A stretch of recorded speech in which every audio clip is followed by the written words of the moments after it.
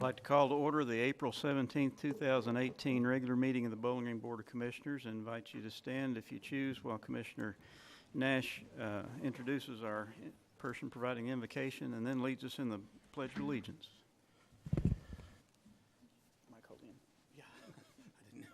Mike Holian from the Bowling Green Police Department. The chaplain with the Bowling Green Police Department is going to give the prayer.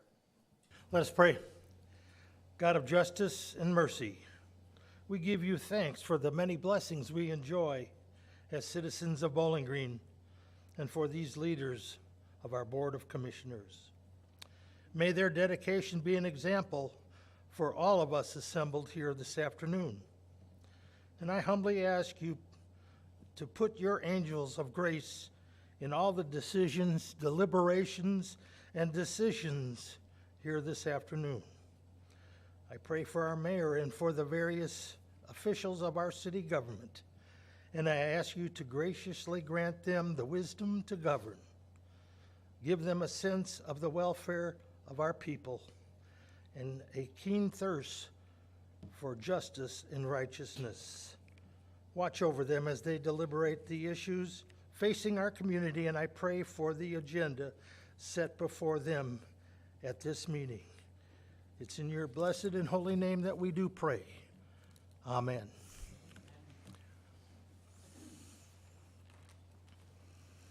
Allegiance to the flag of the United States of America and to the republic for which it stands, one nation, under God, indivisible, with liberty and justice for all.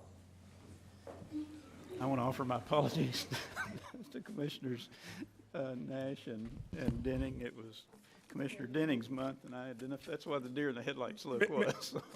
Mike, before you leave, I don't know if you heard what the mayor said, but Commissioner Denning was supposed to introduce you, which is why I had the deer in the headlights look. It's not because I didn't know who you are. It's my fault. That was as smooth as chunky peanut butter is what that was. I'll take the blame. No, it's all me. Can I All go me. home? No, sit down. Please call the roll. Commissioner Nash.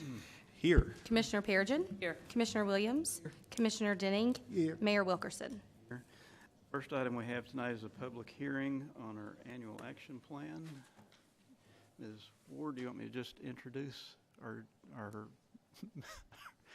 grants coordinator, Nick Cook, who will then provide that information for us. Mr. Cook. Thank you, Mayor, Commissioners.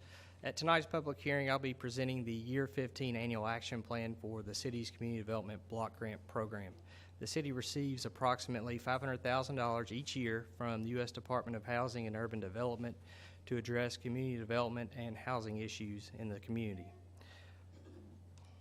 For our upcoming fiscal year, we are projecting to receive approximately $534,000. We have not received official notification yet from HUD, but we think this is a good estimate based off of prior year funding levels.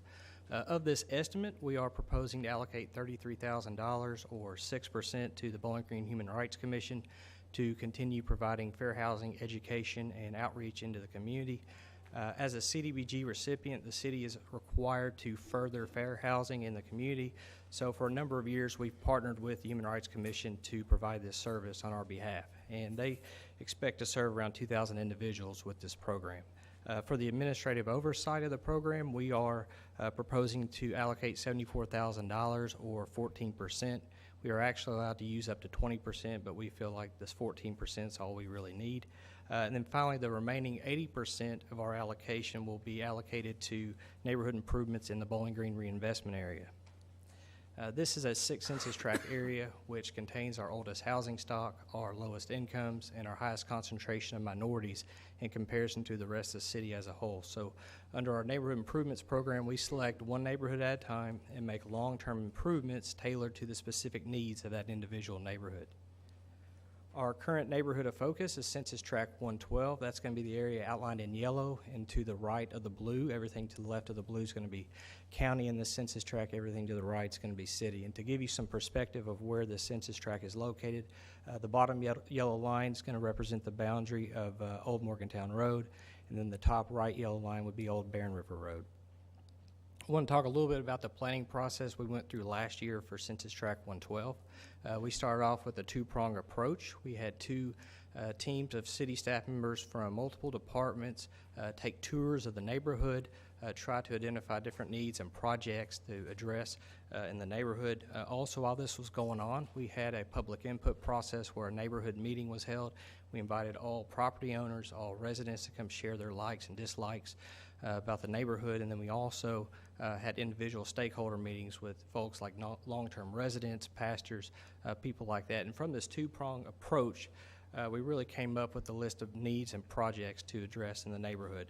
And after this was complete, several common themes surfaced. Two that we're addressing in this annual action plan was pedestrian safety and park accessibility. And some of you may recall last year at our public hearing, we allocated $2 million for improvements in the census tract over a 3-year funding period.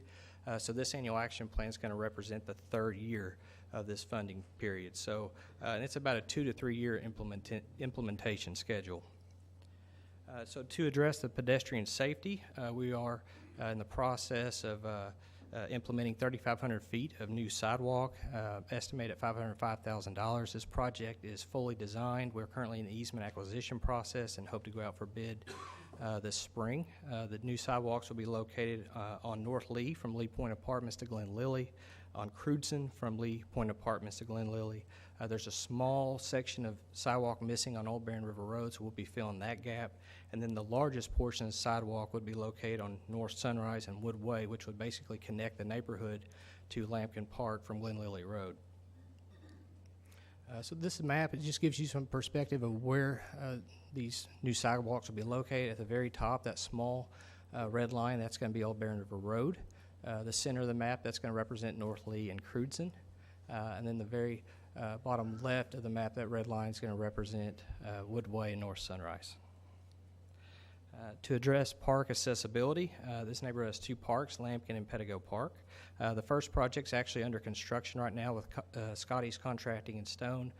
We are installing 6,000 feet of new walking paths through Lampkin Park.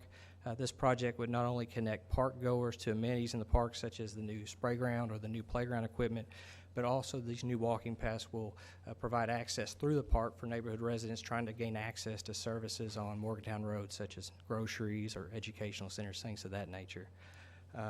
This project should be completed sometime this spring. For Pettigo Park, we are proposing to install a walking path around the perimeter of the park. We would also be making neighborhood connections at Auburn and Butler Way. This project is not designed yet, but we hope to go out for design bids this spring. And then finally, the Normal View Realignment Project. This is actually currently out for bid, and I believe we open bids tomorrow. But basically, there is a stretch of Normal View Drive that extends through Pettigo Park. It's really awkward. The 2 lanes are separated by a narrow median of telephone poles. It makes it awkward for drivers. It makes it difficult for our fire trucks to get through the park. So what we're actually going to be doing is shifting the road over in the direction of the park, where we will be adding a lane going towards the park to make it really one single lane. Here's a map just to show we got Lampkin Park on the bottom left and Pettigo on the top right. New housing opportunities. So one of the unique things about Census Tract 112, there's a lot of open spaces available for development, but unfortunately, there's not been a lot of private investment in this neighborhood for a number of years. So we thought this was a good opportunity to address affordable housing. Bowling Green, like many U.S. cities, is challenged with having a adequate supply of affordable housing. So what we did was an RFP for $500,000 to provide new affordable housing. And the RFP proposal that we selected was from Habitat for Humanity at Durbin Estates to provide new affordable housing for 22 families. So the CDBG money would not be used to actually build the new houses, but actually it would be for the infrastructure, so the road, the sidewalk, the utilities, the stormwater infrastructure. And the good thing about this project, it would actually finish the road through Durbin Estates, connecting it from West 12th to Wade Avenue.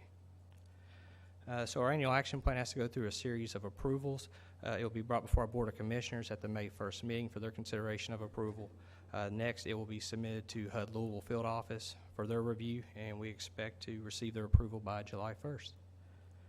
So that concludes the public hearing. If anyone wants to submit written comments, please do so by April 27th to Nick Cook, P.O. Box 430, Bowling Green, Kentucky 42102, or nick.cook@bgky.org. Commission have a question for Mr. Cook? Okay, this is a public hearing, so if there's anyone in the audience that has a question or comment with regarding to the year 15 annual action plan draft as it's been presented for community development block grants, this would be the time to step forward. Rodney, you're getting money. I'm here in support. Okay.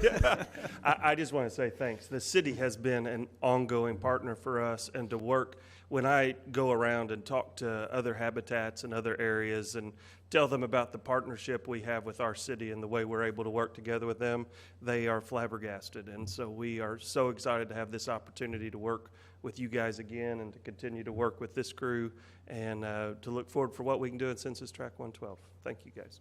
Appreciate your interest. Thank you so much. Would there be anyone else? All right, we'll close the public hearing and move on to awards and recognitions. Do you have anything, Ms. Ward? I do have a couple items. For the 12th consecutive year, the city was awarded the Certificate of Achievement for Excellence in Financial Reporting for our FY 2017 Comprehensive Annual Financial Report. So I would like to thank the Finance Department staff and especially Aaron Ballou, our Assistant Chief Financial Officer, who does the yeoman's work on this particular product. And obviously, all their efforts over the past several years has brought this to fruition. We changed or are in the process of changing some of our auditing report software, so hopefully it will become a little bit easier for us in the future, but they put a lot of hours into putting the audit together, and I definitely appreciate all their services. Jeff, do you have anything else to add? Congratulations, Jeff. Thank you so much. We'll have another award that the Finance Department is also receiving. I'll have that to announce in about a month, May 15th. But the second item I have is, if you recall, about a month or so ago, our Neighborhood and Community Services Director, Brent Childers, came forward and presented an opportunity for the city to seek designation of opportunity zones for some of our census tracts in the BG reinvestment area, several of which obviously were on the public hearing map that Nick just showed.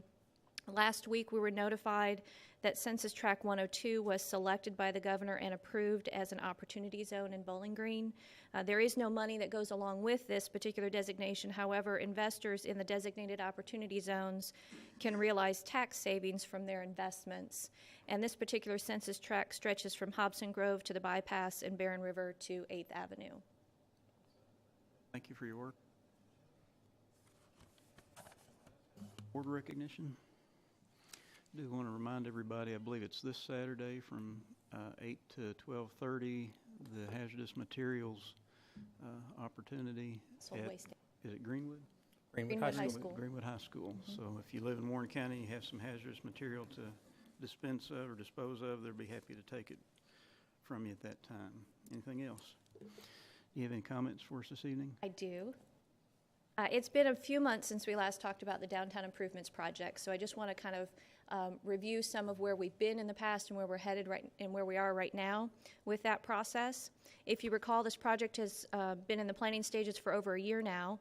The city held an open house back in January of 2017, actually prior to hiring a consultant for the project, to gauge the public's interest in making improvements in the downtown area. The city's desire for this project is to make public improvements which focus on creating safer pedestrian access and amenities that will accommodate and support our redeveloping downtown area, improving deteriorated public infrastructure such as streets, sidewalks, landscaping, lighting, and all associated appurtenances, providing an inviting connection between Fountain Square and Circus Square parks. Right now, it's just kind of left open as to those two parks connecting. It's the Heritage Trail, but it's really not well defined. And then improving the overall project area and its function and design for the betterment of businesses, residents, and visitors. After hiring the engineering consultants Vaughn and Melton, we hosted 2 stakeholder meetings and came up with design ideas for improvements to the downtown area, held a general public meeting to review those design concepts and to receive public feedback about the concepts. A website was created at www.bgdowntownsquare.com to also receive comments from the public and to share the progress for this project. And then the board reviewed the proposed concepts, design concepts, and the public input this past January at your strategic goal planning session. And at that point, the board selected options for final design. So since January, Vaughn and Melton, the project team, has been preparing the detailed final designs, and we have a public meeting scheduled for Monday, April 23rd from 4 to 7 p.m. at the BGMU conference room to present those detailed final designs to the public.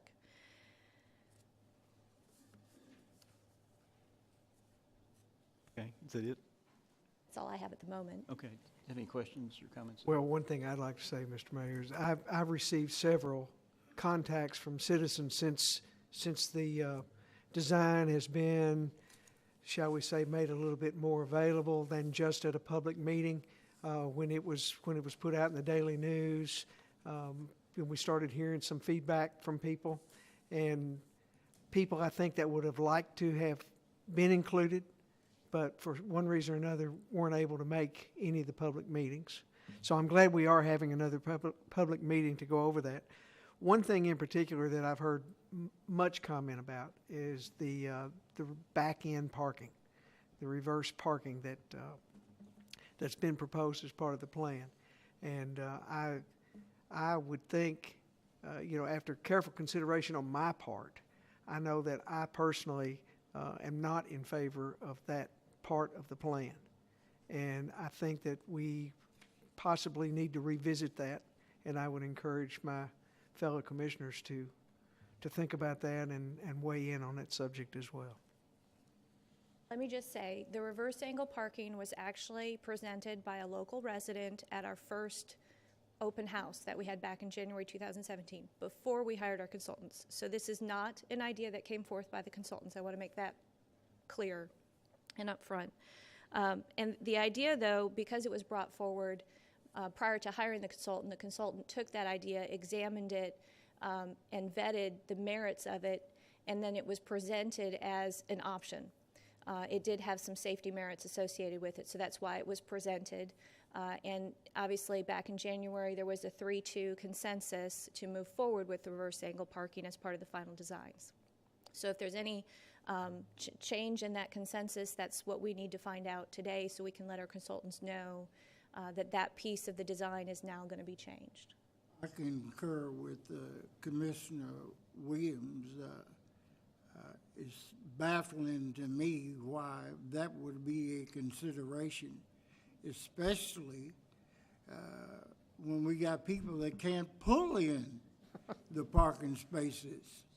And we're asking one to come into the intersection, put the car in reverse, and back in like an 18-wheeler. I just don't foresee that as being a good safety management direction.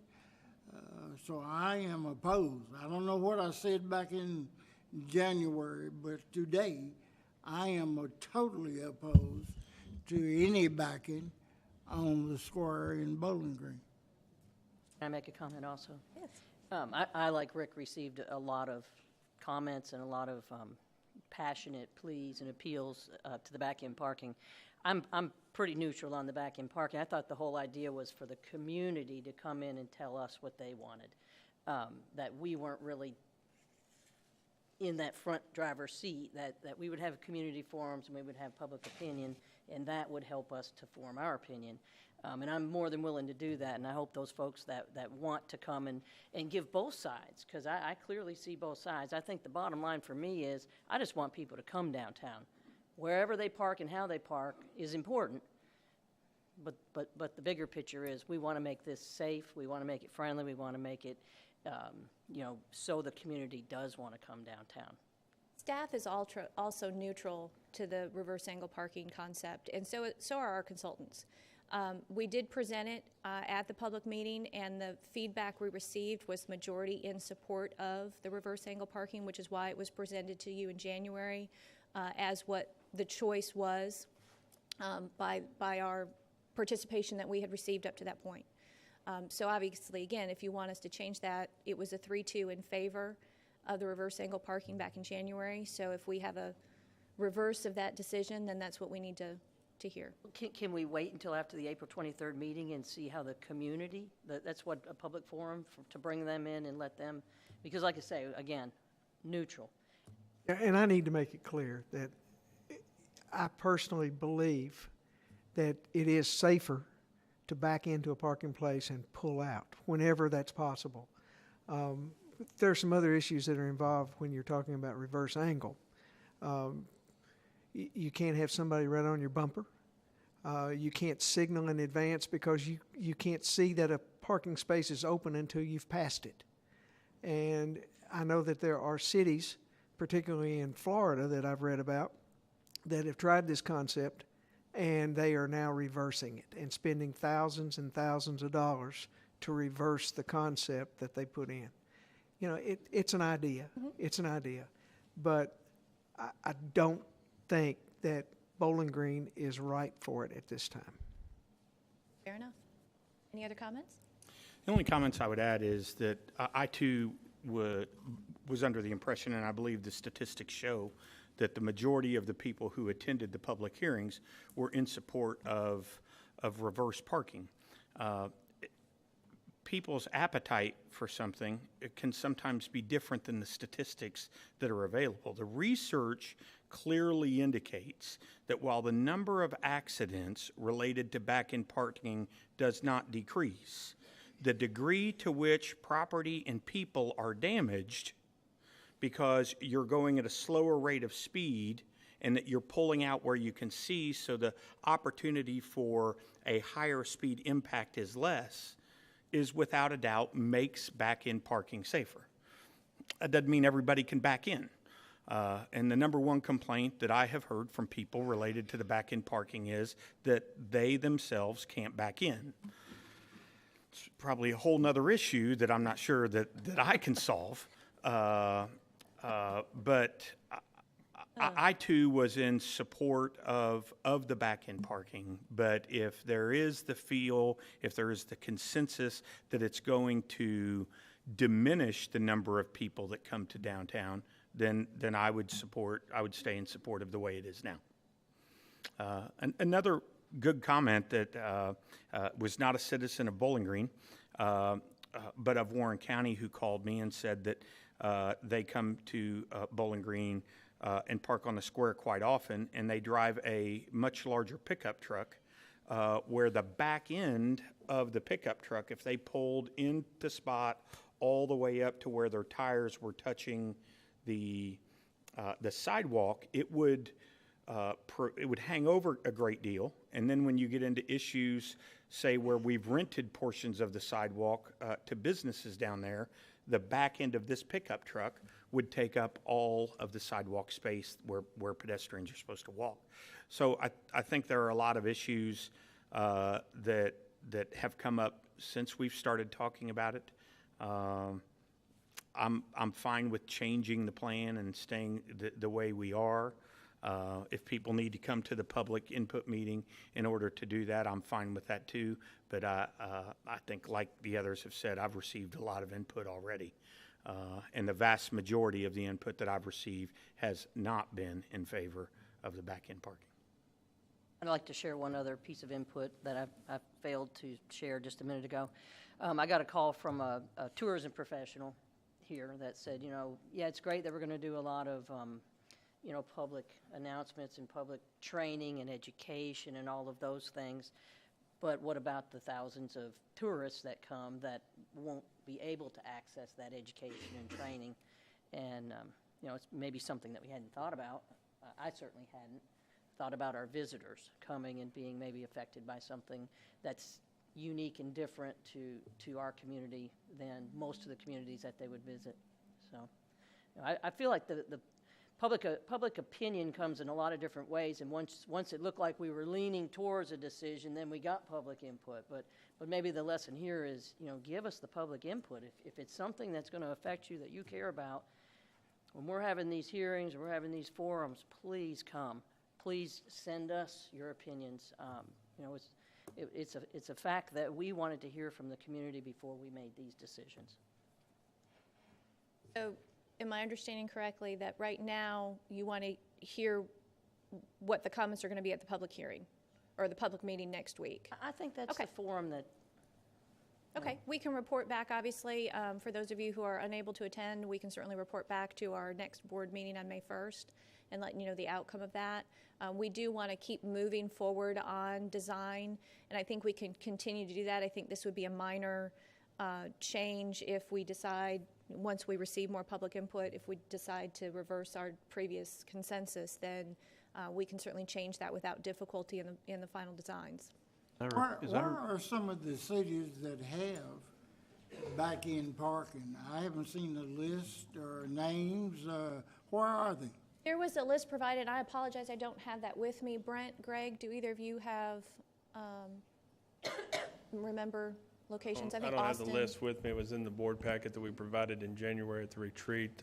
Ones I can think of, Austin, Texas, Chattanooga, I think Birmingham's looking at it. Most of them are larger cities. Washington, D.C., I think. DC, I'm trying to just recall off the list, Indianapolis. They're going to be Knoxville. larger cities, but it's generally seen in a very specific area. It's not a widespread, the whole community went to it. It'd be like what we were talking about doing here, is in a very specific area, just in this area. But you've seen it more in the larger urban cities. And it's more of an editorial comment than anything, but one of the chief complaints I've heard is that we aren't friendly enough in order to allow backing parking. And I find that unfortunate, that many people said that when they're traveling through the community, if they were to stop and then try to back up, somebody would be right on their bumper, somebody wouldn't back up, they wouldn't give room, there would be, I had a citizen share through social media, even a video of what they described as a fisticuffs over a parking spot, and that may be true. The only thing I want to say is that I believe Bowling Green to be better than that, and I believe the citizens of Bowling Green to be better than that, that if changes were implemented, that we can work together to make those changes work. And I don't believe that we're too unfriendly, and I don't believe that we're too backward, which was another way that it was described to me, to implement new changes in the city of Bowling Green. As probably a poor comparison, when the roundabout was proposed on Nashville Road, it got a lot of negative publicity and negative impacts. I, too, was one of those that was kind of like, yeah, I'm not sure if this is going to work. Obviously, that has come to fruition, and it works really well. But 70% of probably the residents were against it at the time. Greg could speak to that more specifically, since he was I don't working think he with the wants state to. at the time. I think he'll pass.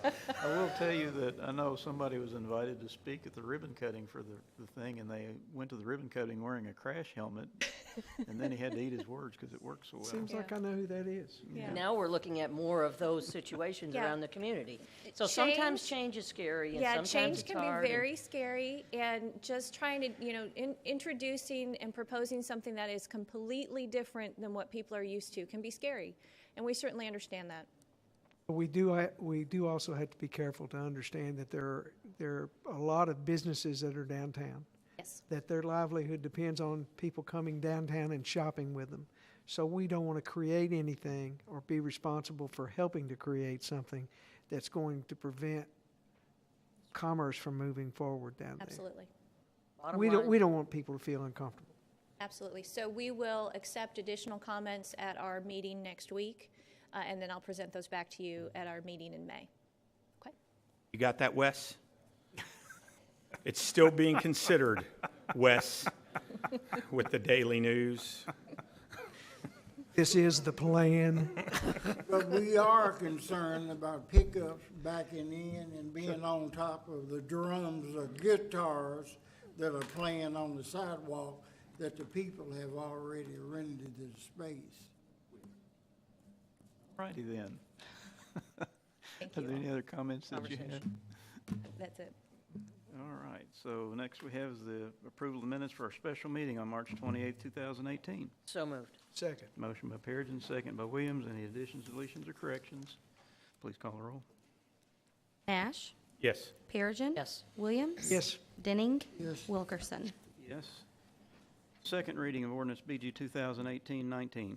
Ordinance annexing property by consent. Ordinance annexing 22.58 acres of property located on Lovers Lane, presently owned by Burr Rock Development Incorporated, with said territory being contiguous to existing city limits, approving the addition of this location to the target annexation area map, and further approving an associated economic development annexation incentive agreement. So moved. Second. Motion by Perigin, second by Nash. This is a second reading for voluntary annexation. Any comments or questions? Please call the roll. Nash, Yes. Perigin, Yes. Williams. Yes. Denning. Yes. Wilkerson. Yes. Ordinance, second reading of ordinance 2018-20. Ordinance annexing property by consent. Ordinance annexing 85.32 acres of property located on Miss Paul Road, presently owned by the Intermodal Transportation Authority Incorporated, and 24.03 acres of right-of-way for a total of 109.35 acres, with said territory being contiguous to existing city limits. So moved. Second. Nash, second by Perigin. Second reading again of a voluntary annexation. Are there any comments or questions? Please call the roll. Nash, Yes. Perigin, Yes. Williams, Denning, Yes. Wilkerson. Yes. Municipal Order 2018-50. Municipal order approving the promotion of C. Tim Butts to the position of Building Inspector and R. Scott Hunt to the position of Electrical Building Inspector, and the transfer of Theodore L. Webb to the position of Electrical Building Inspector in the Neighborhood and Community Services Department. So moved. Second. By Nash, second by Williams. Ms. Ward. There's been a lot of increased demand for building and electrical permits and inspections over the past few years as Bowling Green continues to prosper and grow. That's a good thing to have happen, but we need to address that. So in order to better meet those demands and address some issues that were included in a recent internal audit of the building division, a reorganization of the building division is being proposed. This reorganization will allow existing staff to more efficiently and effectively meet the needs of our customers. Neighborhood and Community Services Director Brent Childers will present the proposed changes and make the recommendations for promotion and transfer that associate with this reorganization. Thank you, Ms. Charlotte Ward. The building division is responsible for all the construction permitting inside the city limits.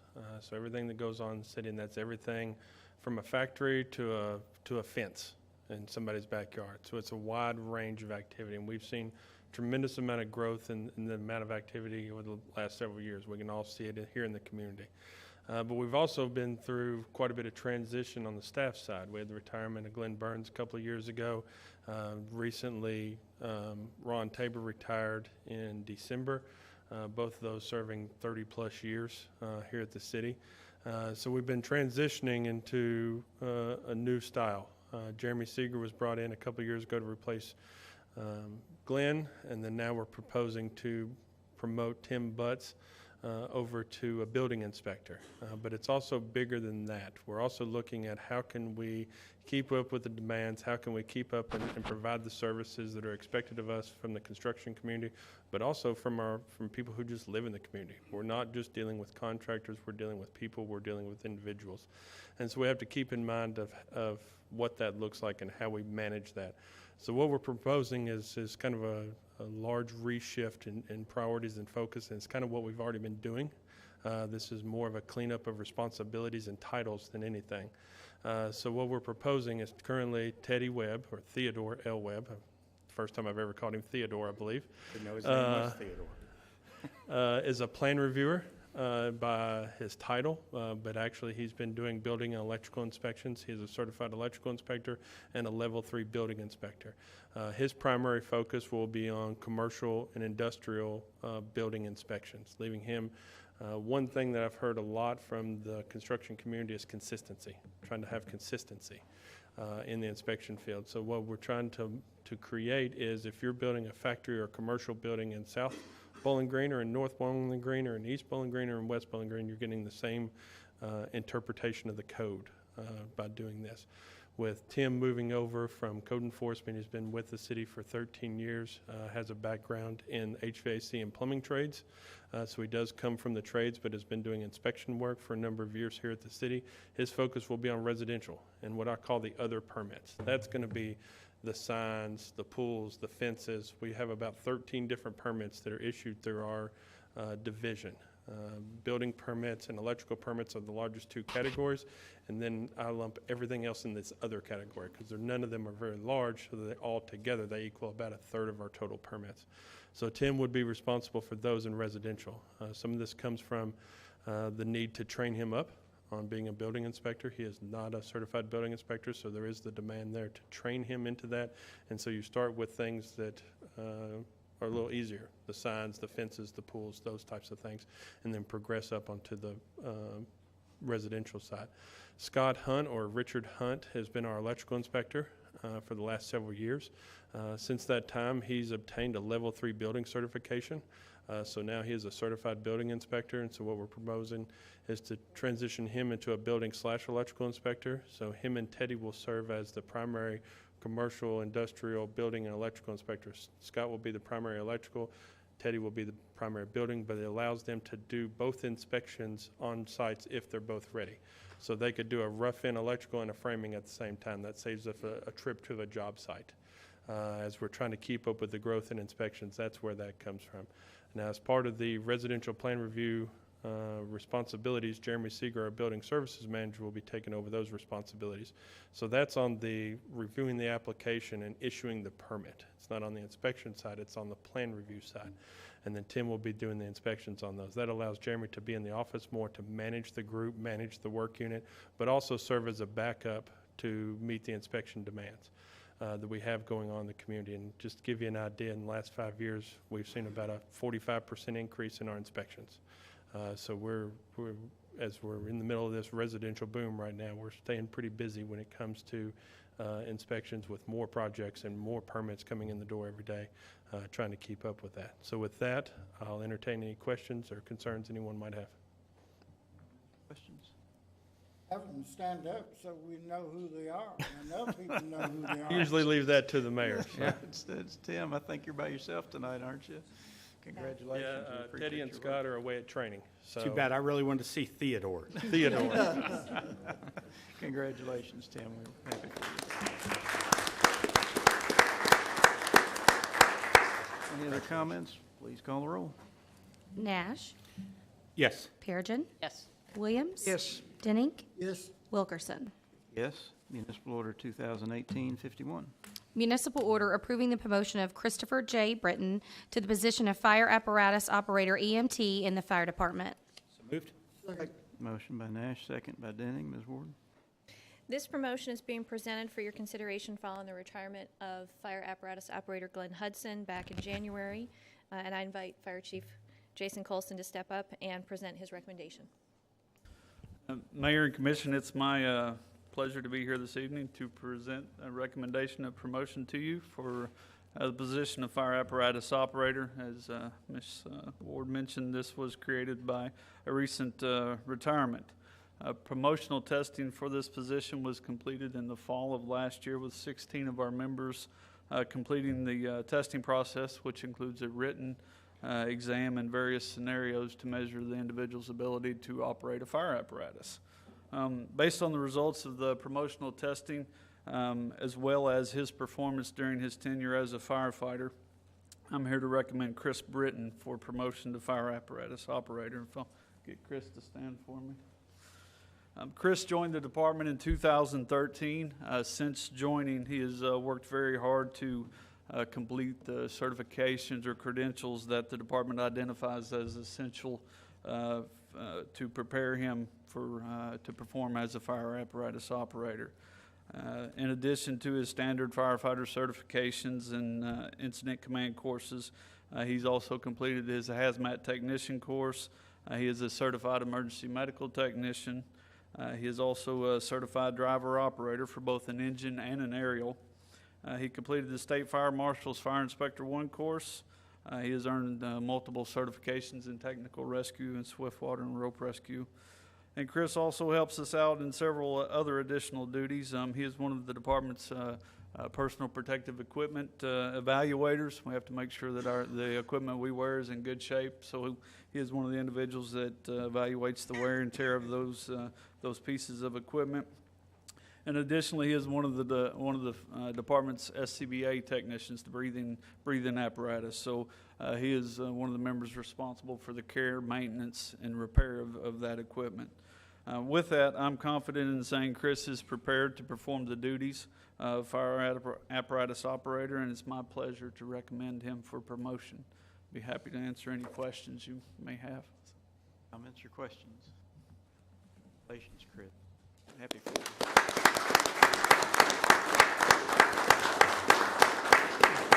There's a long list of accomplishments in 5 years. We'll expect it double the next 5, right?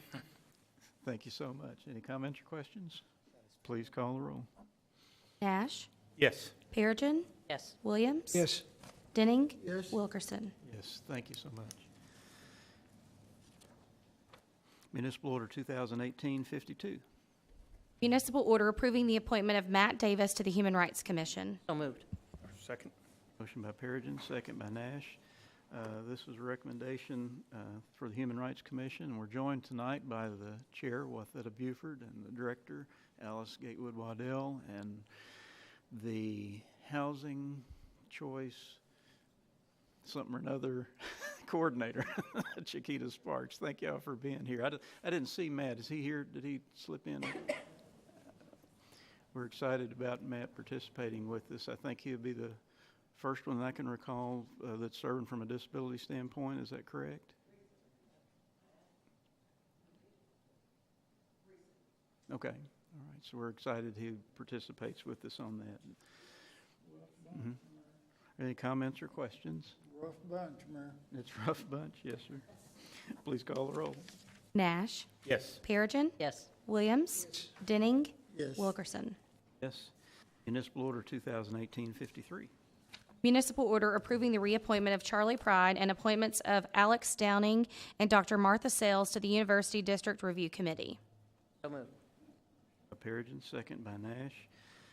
This is to fill 3 different vacancies and 1 reappointment, I guess. So looking forward to Charlie Pride returning or continuing and Alex Downing returning. He had served previously for a couple of years, and bringing Sean Sales' wife, Dr. Martha Sales, into the University District Review, and all of them have agreed to participate. We want to thank Lucinda Anderson and Melissa Rudloff, whose terms are expiring, and they're preparing to move on to different phases in their life. So any other comments or questions? Please call the roll. Nash, Yes. Perigin, Yes. Williams, Yes. Denning, Yes. Wilkerson. Yes. Municipal Order 2018-54. Municipal order approving the appointment of Lloyd Ferguson to the City County Board of Adjustments. So moved. Second. By Williams, second by Denning. This is an appointment. Mr. Ferguson has joined us this evening. I guess he was afraid that I wouldn't get it on the agenda in time for him, but I appreciate his sitting behind Chiquita. Mr. Ferguson is a local realtor, and he's replacing the unexpired term of Mary Carpenter, who's also a realtor, but her term was expiring in June anyway, so this is for those last 3 months and for next year. Is that correct, Ashley? And include the next term. We went ahead and did the full term. Lloyd Ferguson, Mayor's been around here for at least 98 years anyway. Being kind to you, Lloyd. So. He's aging well. Yeah, oh yeah, yeah. Make a good addition. Good man. Are there any constructive comments or please call the roll. Nash, Yes. Perigin, Yes. Williams, Denning, Yes. Wilkerson. Thank you, Mr. Ferguson. We appreciate your service, willingness to do this. Municipal Order 2018-55. Municipal order approving a contract through cooperative purchase with Motorola Solutions of Schaumburg, Illinois, through Mobile Communications of Bowling Green Incorporated of Bowling Green, Kentucky, under Kentucky State Pricing Contract for the purchase of 17 mobile radios in the total amount of $61,587.60. Moved. Nash, second by Wilkerson. Ms. Ward. The city has been in the process of updating its mobile radios since we replaced our radio system a couple years back now. The radios we currently have a shelf life, and we need to start replacing them. We've already replaced several in the fire department. We've replaced several as part of the radio system replacement project, but we still have some on the books to replace. Currently, there are 17 being requested to be replaced by the police department, and these are for new vehicle purchases that we've just done in the last couple of years. And so we have a state pricing contract that we can purchase from for Motorola. And then Motorola is also offering us a $15,575 discount per radio with this purchase, so we could save up to $26,790 by purchasing these 17 at this time. We'll have another proposal as part of the budget for FY19 to purchase the remaining radios that still need to be done. I think there's 70 in the police department, and we hope to continue to get that discount with that next purchase, but that'll be after July 1st. Comments or questions? I'd like to remind people that we have Motorola FM license number 1. Have had the first one. Any comments or questions? Please call the roll. Nash, Yes. Perigin. Yes. Williams. Yes. Denning. Yes. Wilkerson. Yes. Municipal Order 2018-56. Municipal order authorizing a contract through non-competitive negotiations with American Engineers Incorporated of Glasgow, Kentucky, for professional services related to the property acquisition services for fiscal year 2018 sidewalk construction program in the amount of $53,750. Nash, second by Perigin. Ms. Ward? As the city recently did with Phase 2 of the Small House Road Improvements Project, we are recommending the hiring of a firm to assist staff in the process of property acquisition for the new sidewalk projects. These are the FY18 already discussed projects with you. For those properties, we've identified the impacted property owners, and then we just need to start negotiations for property needs, whether it's an easement or a deed for access to those properties. So at this time, we're recommending American Engineers to perform these services. We're looking at a total cost of about $53,750. It is a fee-based service, so there are fees being proposed that are attached to your packet. And if you have any additional questions or any questions at all, Greg Meredith, Public Works Director, is here to respond. Comments or questions? Anyone? Joe raised his hand. I didn't. Sorry about that. Oh, I was waving at Oh, the okay. chief. Chief of police, glad he's leaving. All right, then, please call the roll. Nash, Yes. Perigin. Yes. Williams. Denning. Yeah, I'm sorry. Wilkerson. Yes. Municipal Order 2018-57. Municipal order authorizing and accepting bid number 2018-51 for Cave Springs Avenue drainage improvements from TNT Pipe Renovations, LLC of Salem, Indiana, in the amount of $44,200. So moved. Second. Motion by Perigin, second by Nash. Ms. Ward? This item and the next one on the agenda go together. They're a stormwater mitigation project, and this particular item, the city received one bid for labor services only, and this is to install the piping that's necessary, which is part of the next item on the agenda. And it's recommended that TNT Pipe Renovations actually complete this work at a cost of $44,200. Public Works Director Greg Meredith is available if you have any questions. Comments or questions for Mr. Meredith? And the next item is the actual pipe in order to save the sales tax, so we purchase it directly. Okay. Any other comments? Please call the roll. Nash, Yes. Perigin. Yes. Williams. Denning. Yes. Wilkerson. Yes. And a related item, Municipal Order 2018-58. Municipal order approving a contract through cooperative purchase with ISCO Industries Incorporated of Louisville, Kentucky, under Kentucky State Pricing Contract for the purchase of materials for Cave Springs Avenue drainage improvements in the amount of $29,646.32. Moved. So moved. Motion by Nash, second by Williams. Again, this is related to the previous item. Are there any further comments or questions? This is just the purchase of the materials, where the other was the actual labor. Call the roll. Nash, Yes. Perigin. Yes. Williams. Yes. Denning. Yes. Wilkerson. Yes. Municipal Order 2018-59.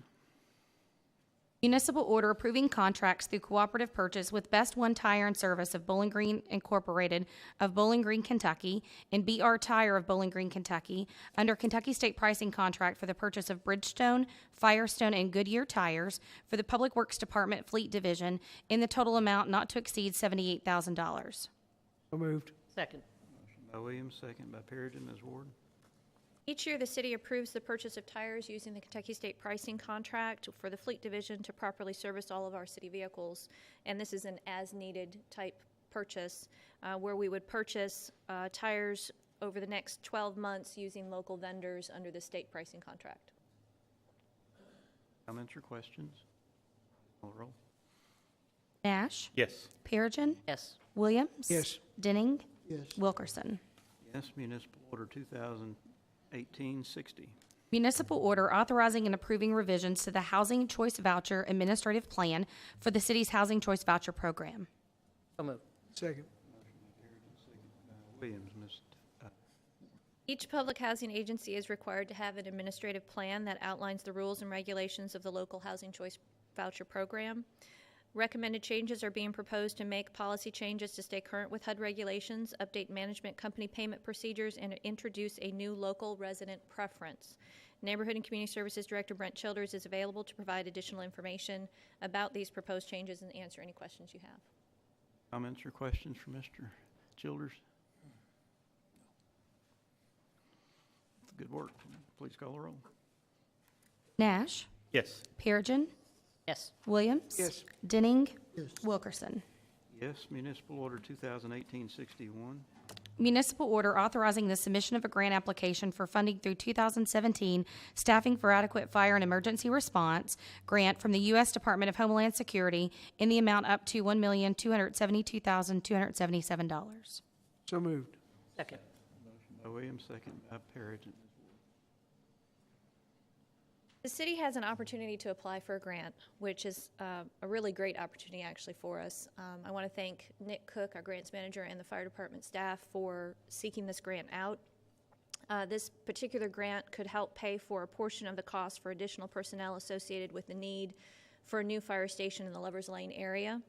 The grant would reimburse the city for 75% of the salary and benefits of up to 9 new firefighter positions. The first and second year would be at 75%, and the third year would be at 35% of the costs, leaving the city to have to pay 25% the first and second year and 65% the third year, and then commit to 100% funding in all years thereafter. We believe this grant, as I mentioned, is a great opportunity for the city, and if approved, could potentially save the city over $1.2 million in personnel costs. Please call the roll. Nash, Yes. Perigin, Yes. Williams. Yes. Denning. Wilkerson.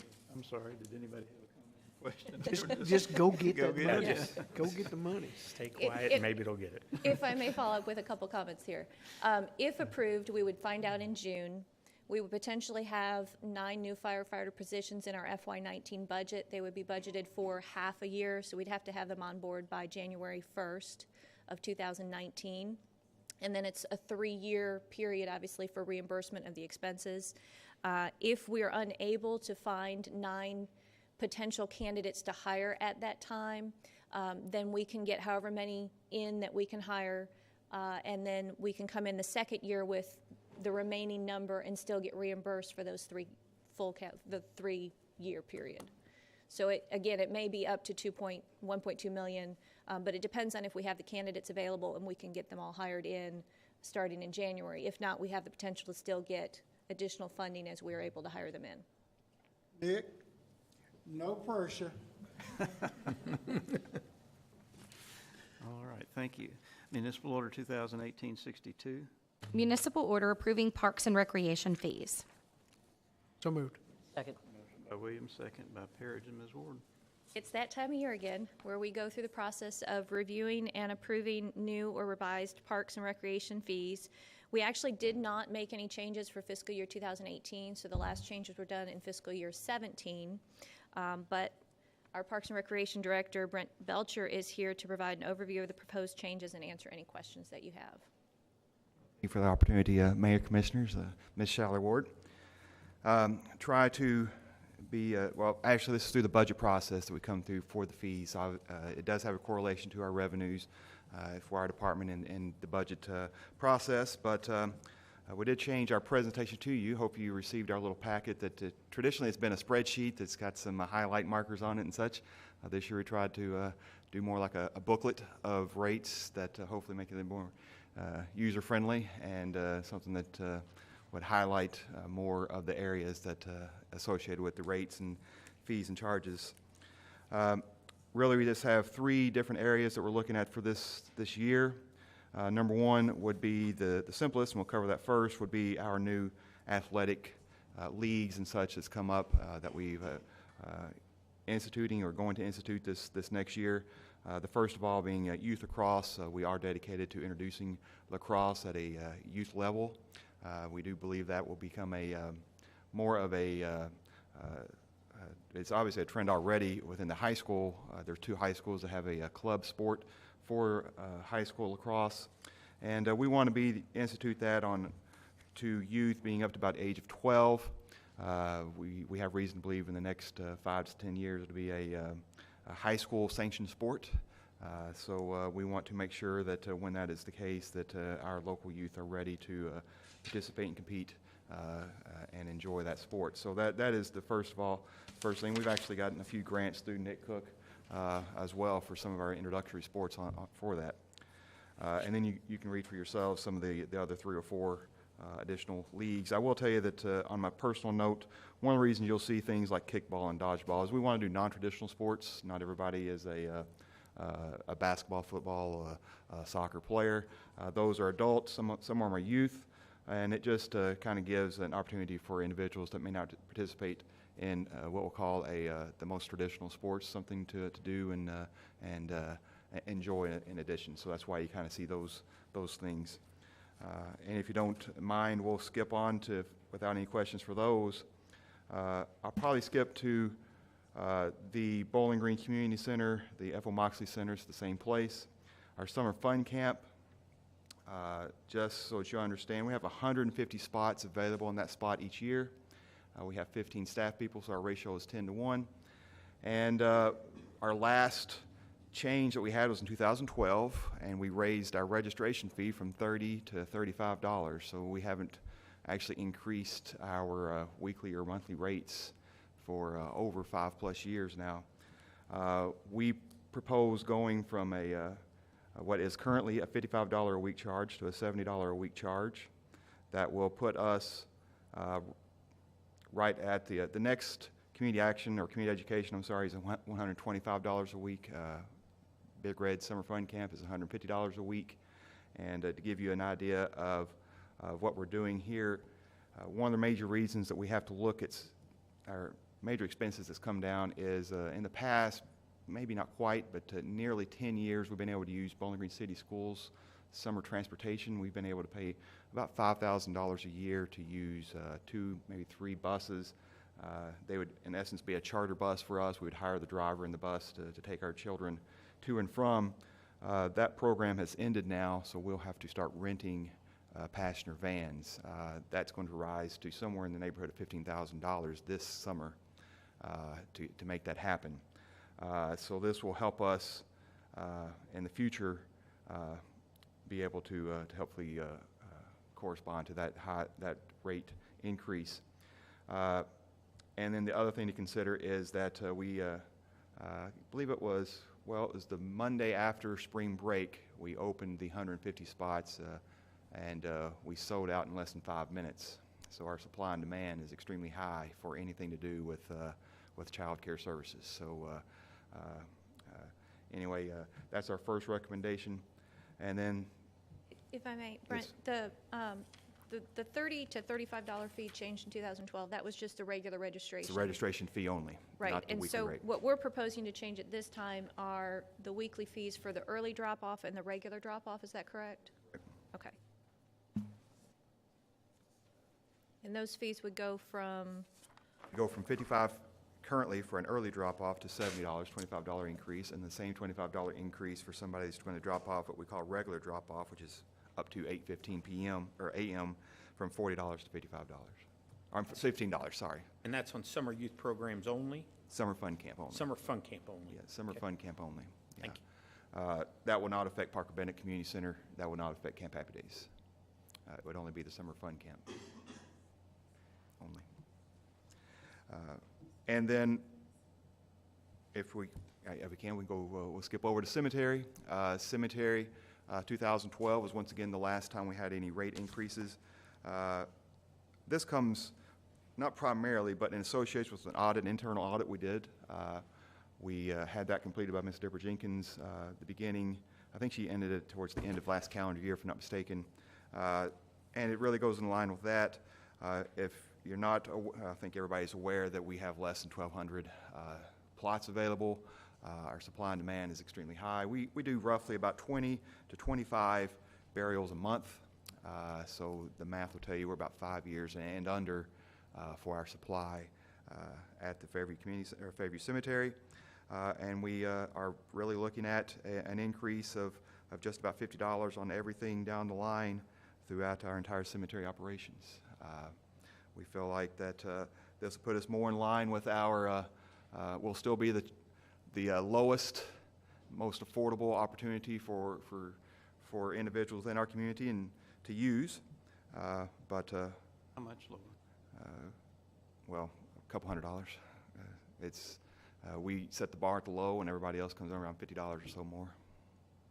So at this point, would still be the lowest, and my assumption is that everybody else would probably adjust their fees accordingly too. And with that said, it would not adjust anything to do with county burials or anything like that we actually do for as well. This is only with those paying directly. And it also does not change the actual cost of The a burial cemetery plot, right? It's All I not. say, this is only the This is burial all the fees. services that we provide, the It's just openings, the the services closings. associated with the Yeah. opening and closings. This is not the actual cost of purchasing the plots themselves. Cover the cost? It does. It comes closer to yes. Yes. That was one of the issues we had in the internal audit, is that especially on the weekend and evening after hour services, we were not charging enough to cover those overtime costs that we'd have the potential for. So we had discussed this was the time to go ahead and try and adjust those fees as we get moving forward into the new year to try to come closer to covering our actual expenses. The last important thing would be our contract services. That's, in essence, the best way I can sum it up for myself and the way to understand is a layaway program. Somebody comes in wanting to purchase one or multiple plots. They have the opportunity to put a deposit down and purchase those plots over a given period of time. The internal audit came back, and we obviously support that, in that we didn't have clear defined deposit and or length of term that could be paid off. Under our proposal now is we define that deposit being 20% down, and the length of term has to be paid in full by 12 months. In other words, we have a start and end, and not an open start or open, hey, we're going to put presently it's $100 only, and this would define it at 20%. So if you're going to purchase 10 plots, that's obviously more than $100. And presently, the back end is still open. This would close that back end to be 12 months. Within 12 months, it should be paid in full. So that's all of our changes, and I'd be happy to answer any questions. Comments for Mr. Call the roll. Nash, Yes. Perigin. Yes. Williams. Yes. Denning. Wilkerson. Yes. First reading of ordinance BG 2018-21. Ordinance relating to natural gas franchise. An ordinance of the City of Bowling Green approving extension of non-exclusive natural gas franchise agreement with Atmos Energy Corporation. So moved. Perigin, second by Denning. Ms. Ward. Atmos Energy has been operating under a 10-year non-exclusive natural gas franchise agreement for access to construct, operate, maintain, and use the city's rights-of-way since 2008, which is now set to expire in May 8th, I believe. We recommend approving an extension of this non-exclusive franchise agreement for an additional 10-year period. By state law, we can only have a 20-year franchise agreement. So again, we've done 10-year from 2008 to present. and we want to extend it for the additional 10 years, and that gives us the 20-year time period for this particular non-exclusive franchise agreement. If you have any additional questions, obviously Gene Harmon is here and can help answer any of those. There were a couple of very, very minor ones. We did increase liability insurance amounts from 1 million to 5, because that's what we carry, and we asked them to do the same. They agreed to do that. And in the last 10 years, there's been some minor changes in the Public Works Manual about street cuts and stuff like that. So we referenced that new language in this agreement too. So other than those two things, everything else is the same as before. What was the liability coverage moved to? Excuse me? From 1 to 5 million. Yeah, from 1 to 5 million. That's what the city carries as well, and we asked them to do the same, and they agreed. That is per incident? I think that's total. I'd have to go back and look at it. It's in David's thing, but I'm not sure it's 5 per person. I think it's probably 5 aggregate for, hold on just a second, I can go back and look. So that's David's addition. And currently, it's a 1%, the city receives 1% on the gross revenues, is that correct? And then we're not changing the fee. Yeah, it's a, including commercial general liability at a minimum of 5 million for each occurrence, and also, in any one person or organization at 5 million in the aggregate. Like I said, this was, David Weisbo's energy, or not energy, but that's his, insurance requirements that he has to put in. 5 million per occurrence? Yes. Okay. I've been involved in 2 explosions here in the city of Bowling Green in many years, and I've always taken an interest in what those individuals that lost their property were able to get for that loss. So that's the reason I was asking those questions. But also, Commissioner, I think we're talking about here, we're talking about the insurance coverage that's going to be used to hold us harmless, to indemnify us. I don't think this is going to limit, if they have some incident and it impacts 20 homes, this is not going to say that they're now out 5 million total. This is just language in here providing insurance coverage to the city, to make sure that, if we're brought in for some reason, that they're going to make sure that we get coverage up to that amount. This is our insurance coverage that they're promising us, not to the people out in the community. Okay. Misunderstood. We had an agreement with Atmos, and it may be a different agreement, where any overages of a particular amount went to the welfare center for heating assistance. Right, that is not an agreement with Atmos. That was just an internal policy that the board approved, I want to say back in 2008 or 10, where any amount of revenue the city receives in excess of $200,000 from this gross receipts amount would be dedicated for the welfare center, and it's used for residential utility assistance. This would not change that. This would not change that. You would have to take separate action to change that particular standing policy. Very well, thank you. And one thing we did mention, what we should have perhaps, the franchise fee remains at 1%, just like it was 8 years ago as well. And Jean, you can go up to how much? The statute allows up to what percent? I think we probably have the authority to go up to 5. Right, but we've chosen to stay with the 1%. Yes. I think at one time, it may have been 2 years ago, I think back about 10 years ago, or a little bit more, we may have reduced it from 2 to 1. I think at one time we were at 2, I think. They have the ability to pass that through to the consumer. It They sure do. is. It's a Yes. direct add-on. So They can add to the if we bill. raise it, they're going to raise it. They're going to pass it on. Atmos Energy has a representative here, Don Bonner, if you have anything to add to the program, otherwise we'll go ahead and vote. Can I ask a question? What happens after the 10-year agreement is up? And it's only a 20-year commitment? We'll have to do the same thing that we did 10 years ago. We'll have to actually go out and advertise. You hate me, I hate how I say this carefully. It's kind of silly that we have to do this, like for gas, but the Kentucky Constitution statutes requires us to advertise for franchises. They can't exceed 20 years. We did 10 years last time, so this time we extended it for 10 to stay within the 20. 10 years from now in 2028, I won't be here, but somebody will be doing it. They'll be doing an advertisement in the paper soliciting responses to that franchise, and probably just like today, we'll have one company who will respond. But again, re-emphasize, we've already said 2 or 3 times, this is non-exclusive. Any other company that wishes to come in the city of Bowling Green to provide natural gas has the ability to do it. If they do want to come in, we will have to advertise for franchise for them. The word franchise just means, for our purposes, the ability to cross our right-of-way. The ability to construct and operate in our rights-of-way. Say 20 years from now, the only one of us 5 will be here is Joe. So. Yeah, I'll be here, Jim. Don't worry. Hanging in You like a take hair care of it, biscuit. Joe. Man ain't going nowhere.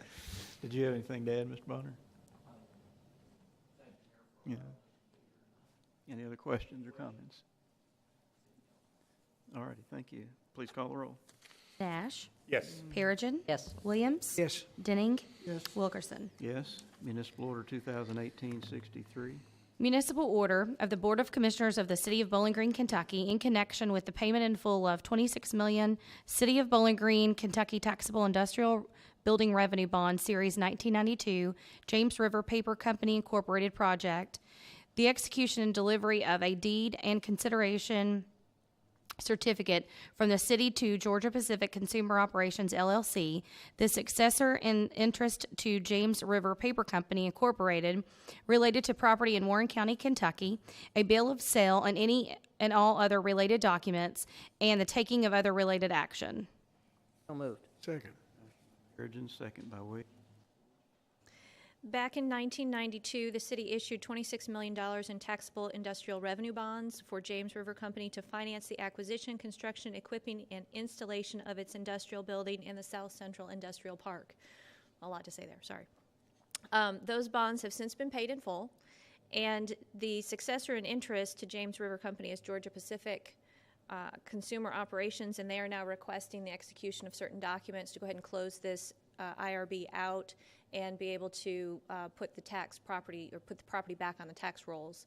Currently, we've been receiving a payment in lieu of taxes because under industrial revenue bonds, generally that property is listed under the city's name, so it's non-taxable during that time period. So now it'll go back on the tax rolls once all this paperwork is completed. And Gene obviously can answer any additional questions you have. Comments or questions? Longevity, Joe, I think you were here when they issued those bonds, weren't you? I was. Not going anywhere, are you? Please call the roll. I'll be here. Nash, Yes. Perigin. Yes. Williams. Yes. Denning. Yes. Wilkerson. Yes. Municipal Order 2018-64.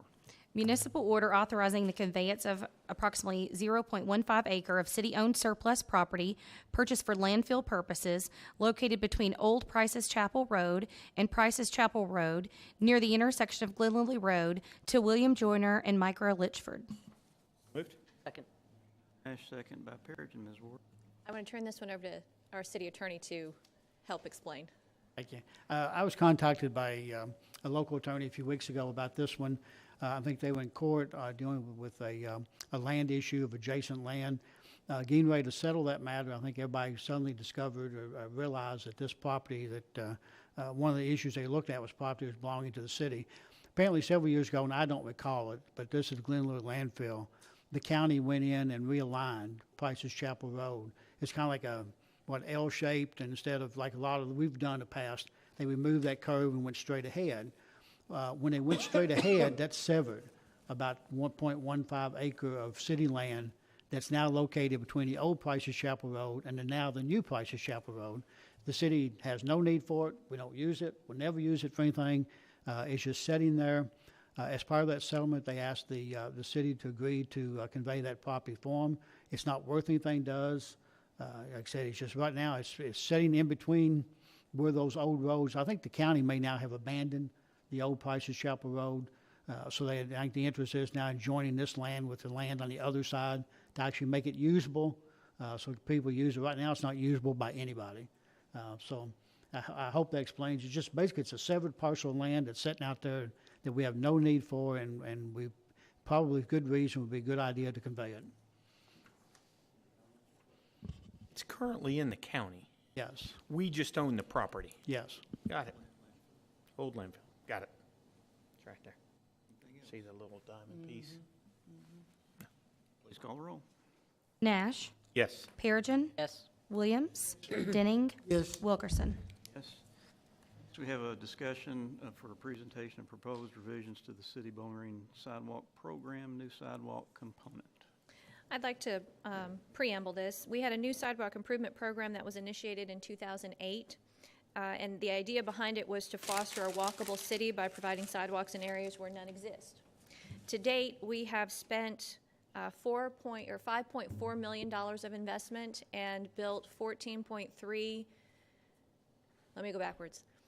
We spent $5.4 million in new investment of sidewalks and built 14.3 miles of sidewalk since 2008. And in order to provide consistent and equitable means by which locations are selected for consideration each year, the city had established some policies and procedures to follow. From time to time, policies and procedures require review to see if there's any obsolete or outdated language, or if there's opportunities to make some updates. So following such review, our Public Works Director and our City Engineer, Public Works Director Greg Meredith and City Engineer Melissa Kanzler are here to present some proposed changes. Well, Mr. Meredith? Thank you, Ms. Shallow Ward, Mayor, Commissioners. It's our pleasure to be here tonight to update what we think are important changes in our sidewalk prioritization policy. Staff has been working on this since late 2017. Of course, we partnered with Brent Childers and his staff at NCS, including Karen Foley and Lita Becker.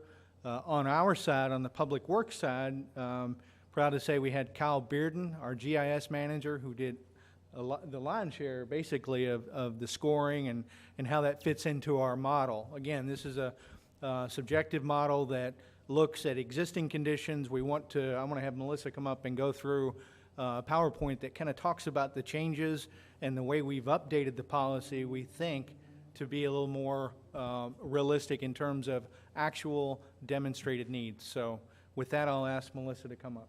Thank you. Thank you, Greg. Thank you, Mayor and Commissioners. Katie. I'll be brief. I think Katie and Greg have hit the highlights of why we are here. I want to start by saying we have a good program. I think we built some really good sidewalk in locations that were in need. But with any policy, it's 10 years old. I think there's an opportunity for enhancement to validate the things that we're recommending to you guys. Hopefully, if we proceed with this, or regardless if we do, we'll be coming back before you soon to recommend our FY19 sidewalk locations as well. So, as Katie mentioned, let's make sure I got the right thing here. Forward. There we go. All right, we'll just do this. All right. We haven't changed the reason why we do the sidewalk program. You know, we're looking at areas that, for whatever reason, were not built with sidewalk back in the day. They weren't required, weren't wanted. So we're looking at areas that they don't exist today. Also, one thing that we've done over the past 10 years, we've decided, and I think, Slim, you were on the board at the time, if there's sidewalk on one side of the road already, we typically do not consider the other side of the road. There are some exceptions. Russellville Road was one of those exceptions that we did build on both sides. But that background, as Katie mentioned, currently we've either built or have pending 15 miles of sidewalks. We have $500,000 each year to work with.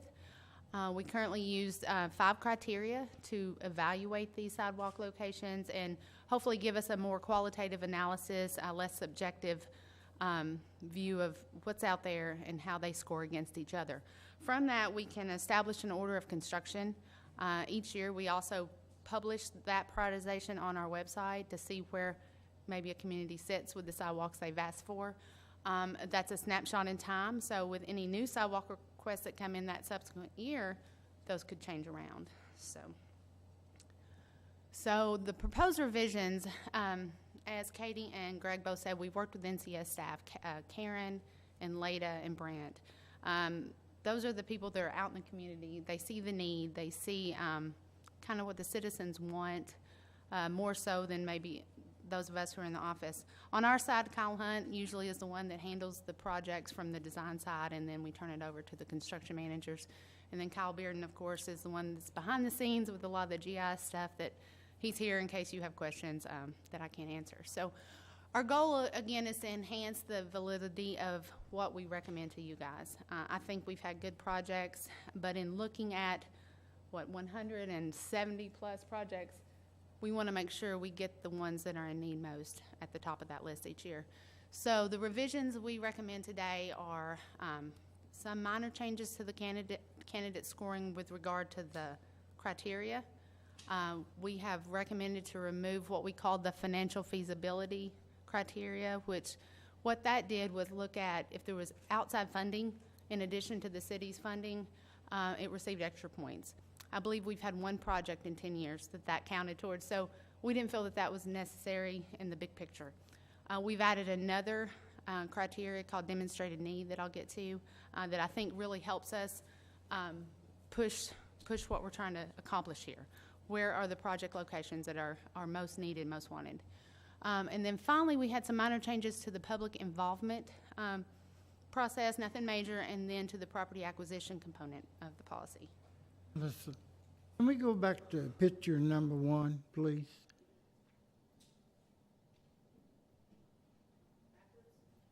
Yeah. That one. Okay. The grassy part in between the curb and the sidewalk, who cuts that? Typically, it's the homeowners. And we get that question a lot when we go to the communities for, when we vet a sidewalk location. A lot of times they're really strongly for it or they're strongly against it. Some people do not want to mow that. We're good either way. My next question is, why do we have it? Why do we put the grassy spot in between? Now, I know somebody's going to say, well, it's going to cost a little more to run the sidewalk out to the curb. I realize that. But it's also going to cost someone to cut that, whether it's us or whether it's...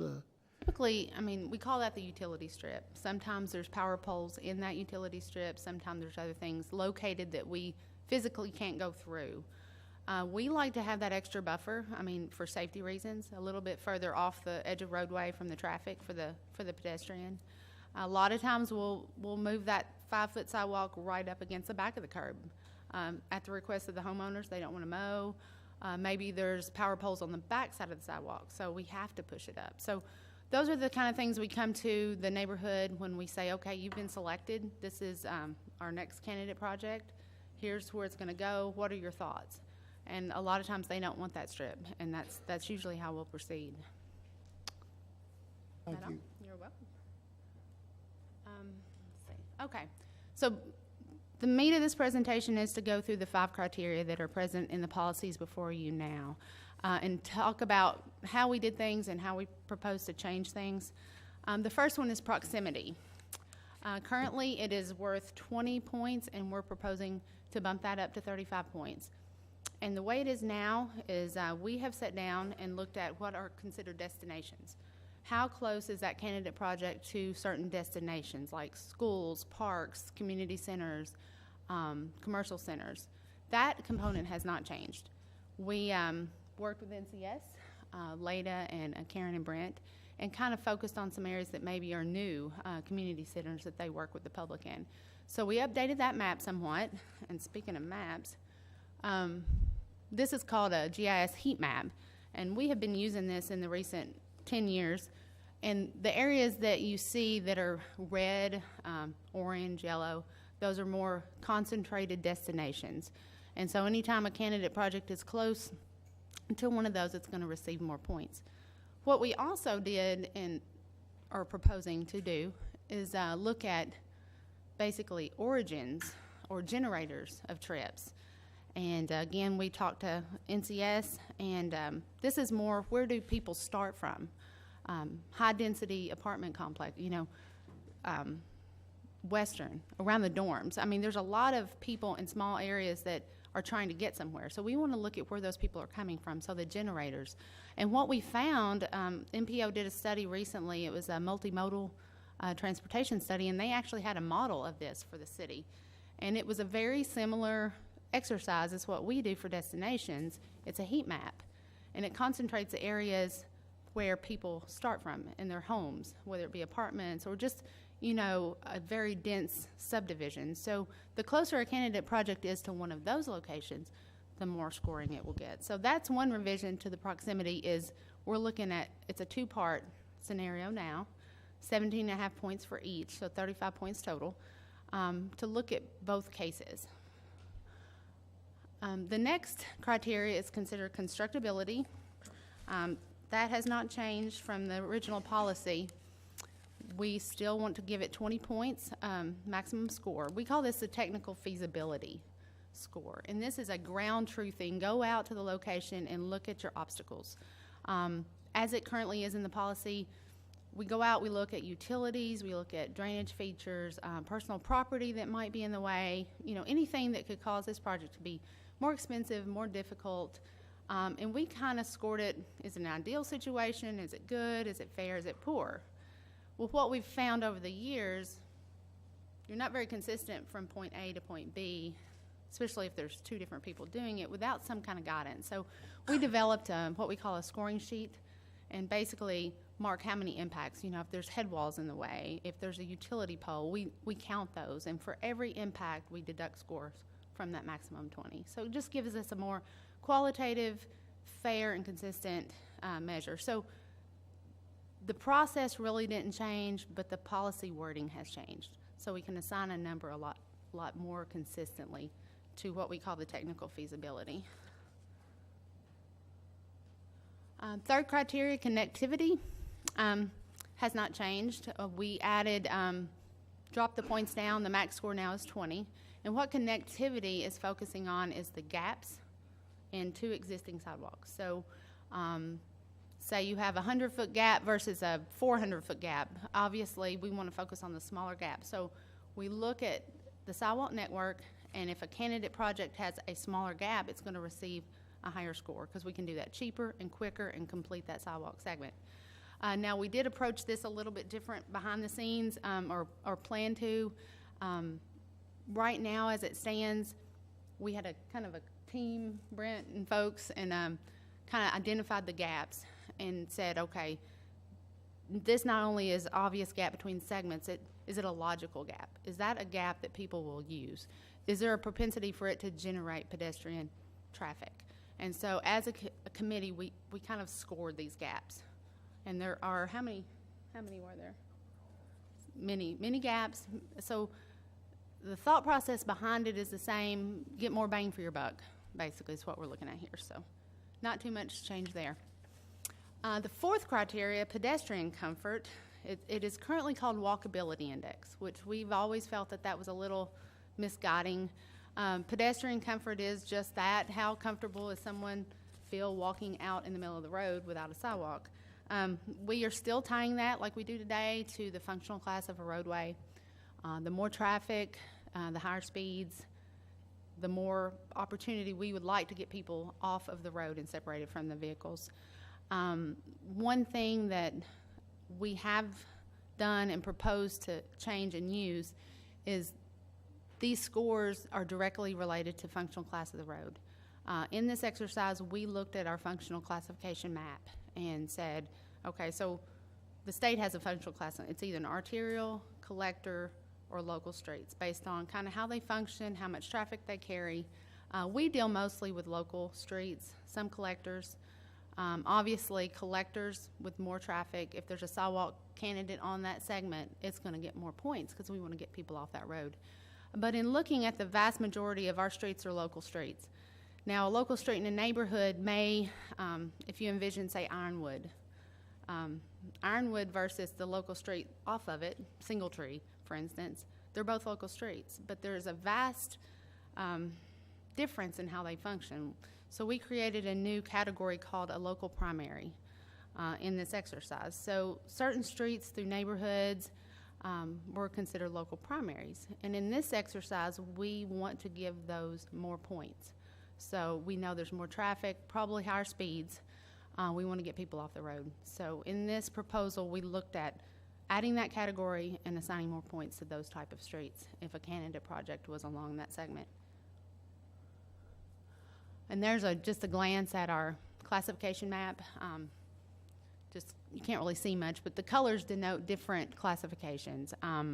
Obviously, you can see Scottsville Road, the bypass, those are blue. Those are arterials. We don't deal with those. But we've added the black or the local, which is mostly what we deal with. But you can see intertwined in that black, the pink, the kind of reddish pink, those are local primaries. We'd like to be able to assign a little bit more value to those and get those projects moving on up the list. And finally, kind of to replace, I guess, the fifth category in the financial feasibility is what we're going to call demonstrated need. It's 5 points, so it's not a big impact. But in talking with NCS and talking with citizens, whether it be the Gov2Go's or anything like that, they see people using these streets. They see things we can't see. Law enforcement, they know the need greater than what we may see just driving up and down the road. So we kind of give ourselves 5 points. We can give an extra point, 2 points, 3 points to areas that we've been told or we've observed. There's just a need out there. So we've added that. It's subjective in a way, but in a way too, if we've got enough, I guess, proof that it's wanted, it's needed, we have allowed ourselves to give up to 5 points for that category. Finally, the last part of the project, it gets out of the criteria. It hits how we interact with the public. In 2013, we did a minor revision to the policy that allowed us to go to the neighborhood before we started designing, because we found in the past, okay, your project's ready, it's good, it's being proposed, and we start designing, and then we go to them, and maybe they don't want it anymore. So in 13, we kind of rearranged the order. We go to the neighborhood and say, hey, your project is number 1, number 2 on our list, ready to start, what's your thoughts? And that's when we might ask them about the utility strip or different components of that. Since that time, we really haven't changed how we do things.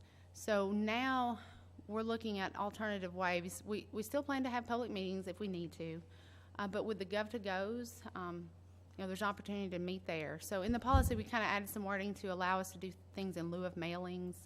I know in the past we've had some commercial areas. It was just as easy to knock on the door and talk to them rather than have a meeting. Because sometimes our meetings, as much as we'd like to think the whole neighborhood show up, they're not necessarily well attended. Of course, we go back to the neighborhood once we design it and say, okay, here's how you're impacted. It's coming through here. Maybe we need to take out a shrub. Maybe we need to buy an easement, those different things like that. So very minor, but we just want to be able to vary how we reach out to the community, especially with the help that Brent has and the community presence that we have. Maybe we can use those avenues as well. Second, in the original policy, we had 2 kind of property impact sections. We had a section that talked about property and reimbursement for things on right-of-way. We are recommending that we remove that. Any items that they have out on our public right-of-way, we don't pay them for that. Now, if we get off of right-of-way and we have to take out a shrub or a tree or things like that, we've revised the fees in there for that. The reason being we want to remove, it's not consistent with how we do any of our other roadway projects, our drainage projects, or our sidewalk rehab projects. So we want to move forward with that proposal in that. And again, the property reimbursement schedule that's attached at the end has been revised, and that is intended to focus on anything that we take that is actually on their property. Because a lot of times the sidewalk may stay on right away, but by the time we do there might be drainage we have to get off, we fill back in, or we have to dig. There's trees. We always hear that. There's trees. There's sometimes, I don't know, fences we might have to get into. So we still propose to reimburse for those. And then finally, on our website, and I think Mr. DeFebo a few months back had us put a feature link on our main page. You'll find the current prioritization. We have our policy is on there as it stands today. We have a listing of where things set as of this time last year, basically our FY18. One thing to note is we close kind of all requests on March 1st of every year. And then we take the request up to that point and reprioritize to recommend for the following July 1 start date.